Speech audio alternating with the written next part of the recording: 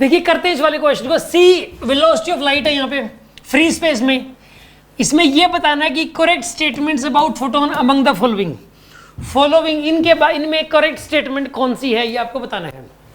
Energy of a photon is equals to H nu, ये बात बिल्कुल सही है। ये बच्चे को बात पता है कि एक फोटोन की एनर्जी को हम कभी भी कहीं पर भी एच न्यू से इक्वेट कर सकते हैं। ऐसा न जाने कितनी बार करते हैं, एटॉमिक स्ट्रक्चर में भी बहुत बार करते हैं। E equal to H nu, nu इसकी फ्रीक्वेंसी, एच यहाँ पे प्लैंक्स कांस्टेंट है। फोटोन की एनर्जी को एच न्यू से इक्वेट किया जा सकता है, ये बात सबको पता है, ये बिल्कुल सही बात है। Velocity of photon speed of light के बराबर होती है, सबको पता है। जो सन से लाइट आ रही है फोटोन से तो आ रहे हैं, और उन स्पीड सबकी स्पीड क्या है, स्पीड ऑफ लाइट के बराबर है। तो यहाँ पे जो वेलोसिटी ऑफ फोटोन है वो स्पीड ऑफ लाइट के बराबर हो जाएगी, ये बात बिल्कुल सही है यार।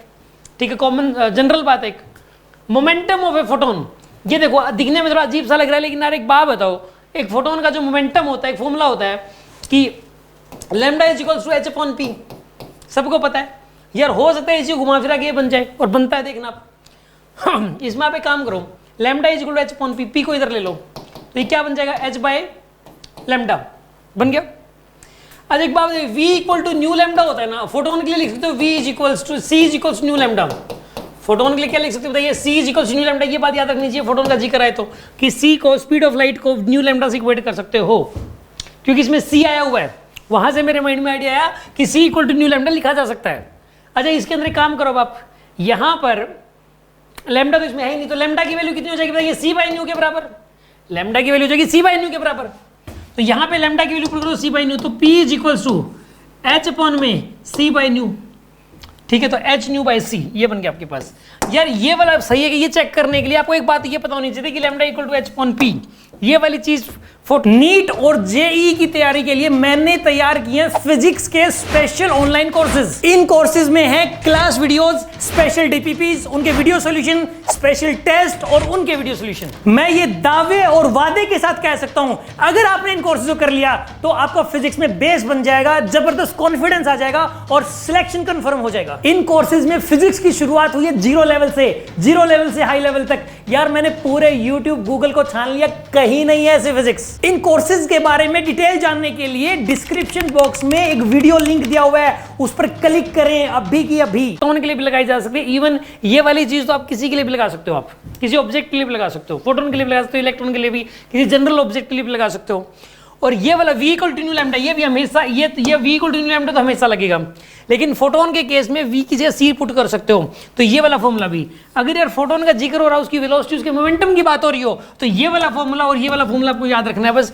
ये उससे अगर इन दोनों में अगर आपको ये याद नहीं है तो ये वाला पार्ट बता नहीं पाओगे आप। ठीक है ना।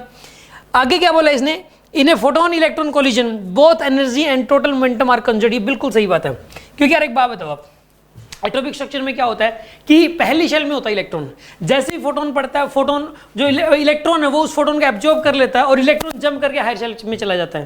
यार वो एनर्जी कहीं गई क्या, नहीं गई ना, वो एनर्जी का लॉस हुआ क्या, कभी हमने एनर्जी की लॉस की बात की? जब इलेक्ट्रॉन हायर शेल से लोअर शेल में आता है तो यार जितनी एनर्जी कम होती है इलेक्ट्रॉन की, उतनी एनर्जी बाहर निकल जाती है फोटोन की फॉर्म में। तो एनर्जी का लॉस कहाँ पे हो रहा है, एनर्जी का लॉस तो हो ही नहीं रहा। तो याद रखिए, जब इलेक्ट्रॉन और फोटोन आपस में टकराएंगे तो वो फोटोन वाली एनर्जी इलेक्ट्रॉन को मिल जाएगी, एनर्जी का लॉस नहीं होगा, और मोमेंटम भी इसमें कंजर्व रहता है, मोमेंटम भी कंजर्व रहेगा, क्योंकि कोई एक्सटर्नल फोर्स नहीं लग रहा। सीधी सी बात है, जब कोई एक्सटर्नल फोर्स लग ही नहीं रहा तो फिर यार मोमेंटम तो कंजर्व रहेगा ही रहेगा, सीधी सी बात है। ठीक है ना। तो यार ये एक इंफॉर्मेशन भी है कि फोटोन और इलेक्ट्रॉन अगर आपस में कोलाइड करेंगे तो मोमेंटम और एनर्जी दोनों ही कंजर्व रहते हैं, ये भी बिल्कुल सही बात है। फोटोन पोजेसेस पॉजिटिव चार्ज, ये गलत बात कर दी इसने, ये प्रोटॉन थोड़ी ना है, फोटोन है भाई। कहीं सोच के ये भी ठीक है, ये तो प्रोटॉन लिख दिया, कहीं गलती से पढ़ जाओ प्रोटॉन, ये फोटोन है।